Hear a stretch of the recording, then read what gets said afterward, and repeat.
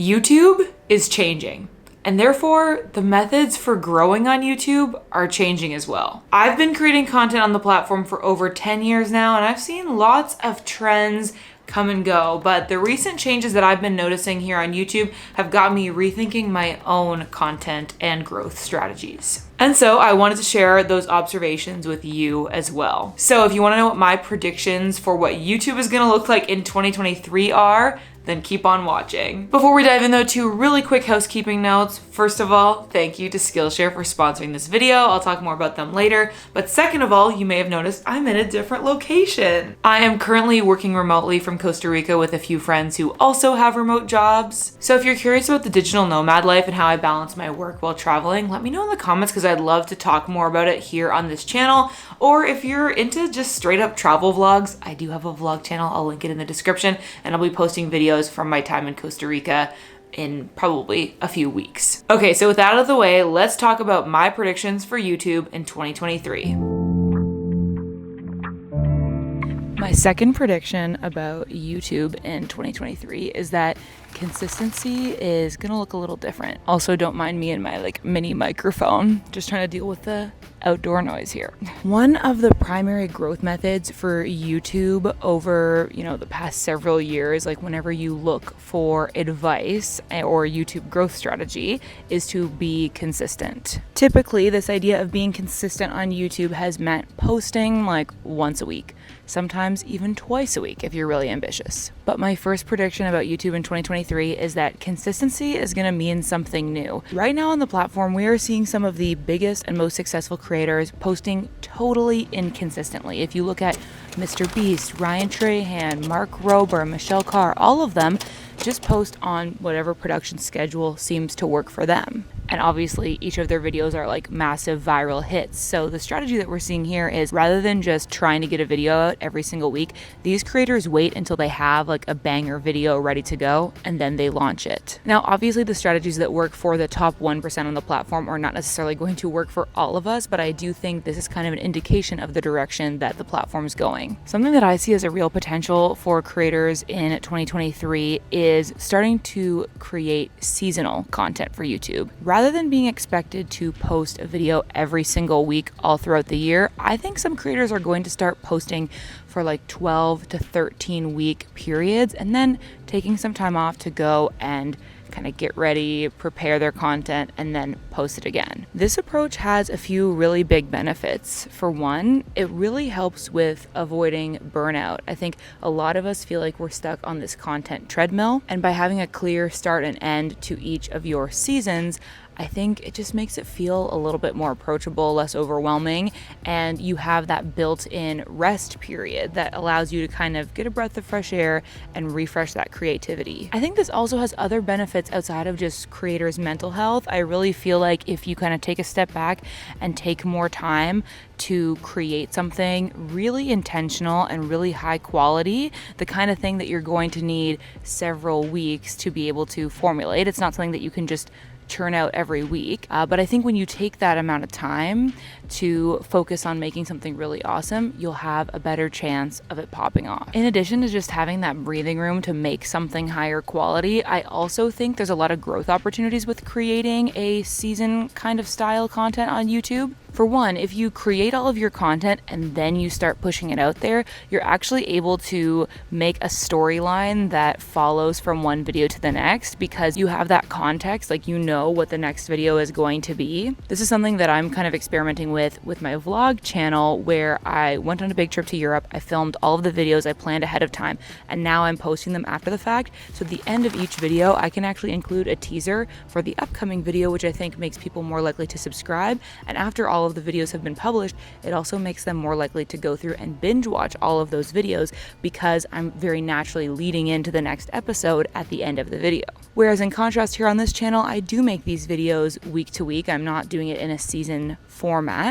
And so at the end of the video, I can recommend past videos for you to watch. But because I haven't filmed my next one yet, I'm not able to tease my upcoming content. So to summarize, I think there's big opportunities for growth in creating more seasonal content. So like doing a set of like 12 to 13 episodes and then taking a break to create your next. I think it's going to help with avoiding burnout, and I think it'll actually help make your content more bingeable. So what is my takeaway from all of this? How am I going to use this in my growth strategy in the new year? I think I'm really going to think about what consistency means for me, because I have really felt a lot of like intrinsic pressure to post every single week on this channel, and at some points I do it more often than that. Like my ideal would be 2 times a week, but sometimes I just do once a week. But I really think I'm going to change my mindset about that in 2023 and really focus on quality over quantity and still try to be consistent. Like I think I am, if I'm honest with you, going to aim for 1 video a week.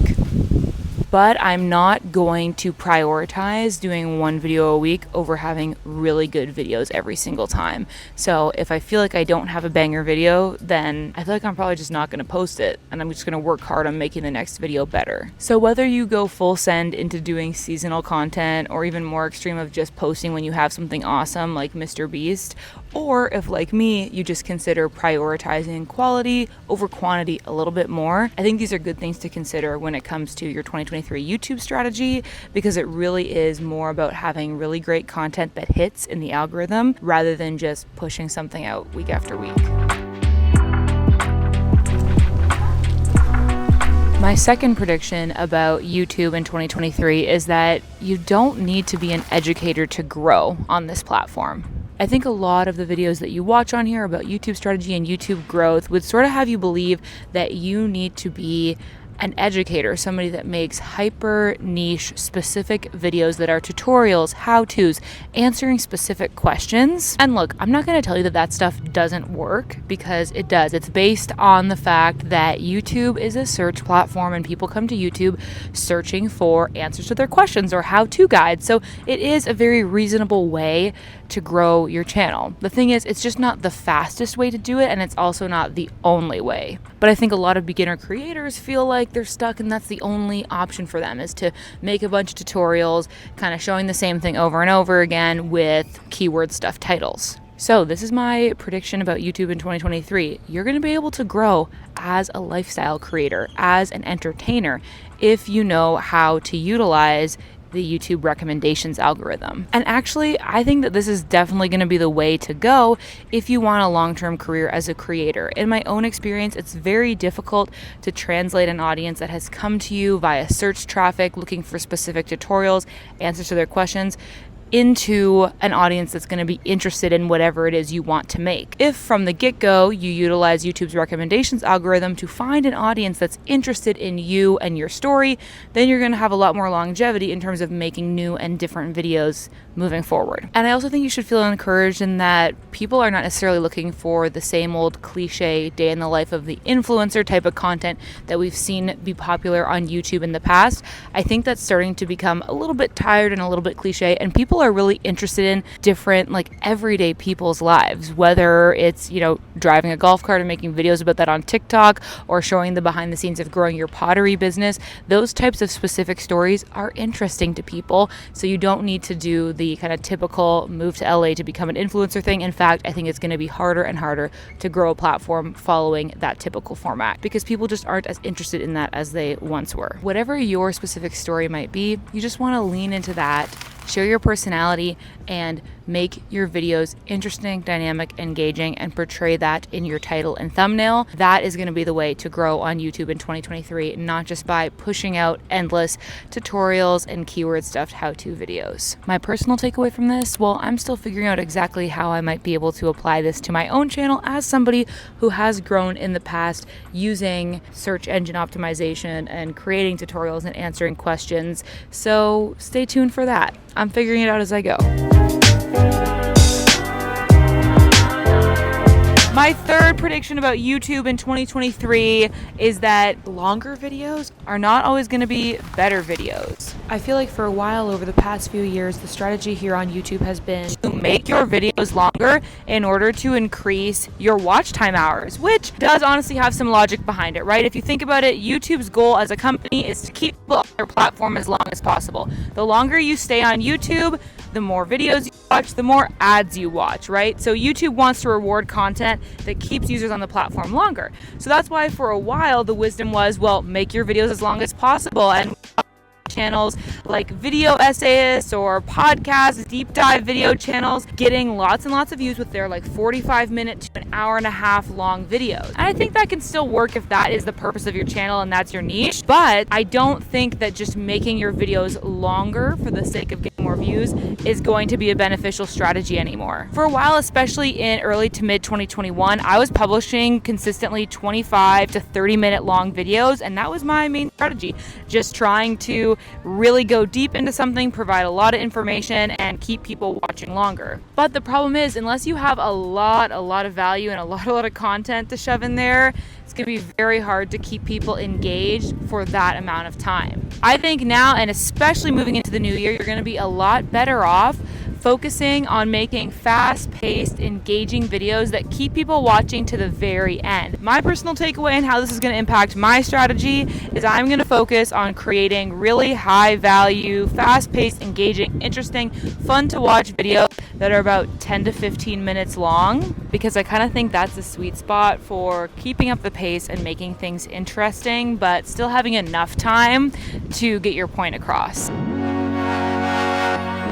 Prediction number 4. YouTube is not going to be a low effort platform for you in the new year. I really think that we've gotten to the point here on YouTube, and this is just going to be solidified going into 2023, where you cannot just throw a video together and put it up on the platform and expect to get a lot of views and subscribers. I think in the past, especially like business owners who are trying to just get YouTube established as one of their content platforms online, felt like, okay, I'll just like sit down and like share a bunch of info direct to camera and not add any flair to it, and that'll be enough because the search engine will bring my people to me. And I think that still can be the case for like very specific niche things that people are indeed searching for. But in general, I feel like the bar has just been raised on YouTube year after year, and this new year is no exception. I really think if you want to succeed on YouTube, with every video, you need to ask yourself, why is this a video? Why is this not just a blog post or a podcast episode? What about this video can I translate into a very visually dynamic, engaging kind of format that is going to, sort of justify the purpose for this being a video over other types of media. Part of that is going to be including graphics, B-roll, switching up your scene, taking your viewer on a little bit of a journey to keep them engaged with the visuals. And if you're feeling not so confident about that, like maybe you're new to this whole like camera and video editing thing, then don't worry, I have a great resource for you. And they're actually the sponsor of today's video, Skillshare. If you've watched my channel for any length of time, then you've heard me talk about them before. Skillshare is an online learning platform with thousands of classes